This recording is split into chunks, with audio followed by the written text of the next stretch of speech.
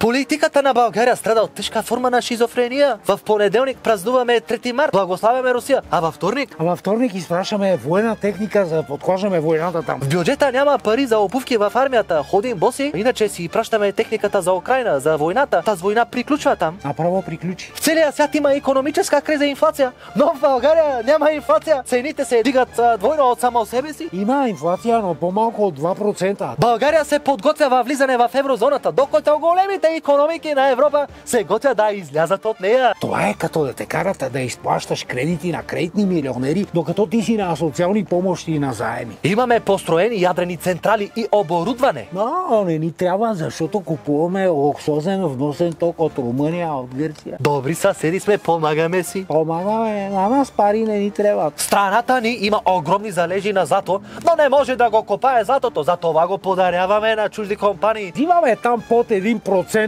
по концесията, които на практика покриват част около щетите по изкопаването на злато. Има там некъде под 1%. 0,7%. На нас пари не ни трябва. Развиваме туризма си, като се опитваме да изгоним. Даже успяваме да изгоним всички туристи. Дори хората от туристическия бранш, дето си имат хотели, ресторанти. Дори те не искат да почиват в България. Искат да почиват в чужбина, на хубавото, на луксозното, а и по-евтино.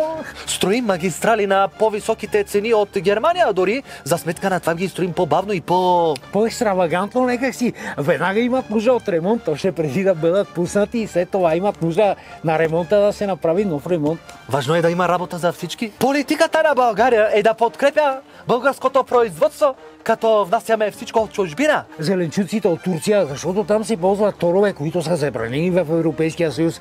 А внасяме месото от Бразилия, от Аржентина. 15 години отлежало. Пазаруваме от чуждите вериги, защото там цените са по-високи от тези в Европа. Това е най-прекия път да изкараме парите от България. На нас пари не ни трябват. Парите носят след себе си големи отговорности и проблеми. Парите носят нещастие. Богатите много плачат. Плачат за пари. Единственото реално производство в България е произвеждането на избори. Ние сме 6 милиона, но на практика по време на избори ставаме над 20 милиона. Даже в един трафопост в село Бело поле, Благоевградско, живеят 600 човека. Кое не е така? Мангала ефект!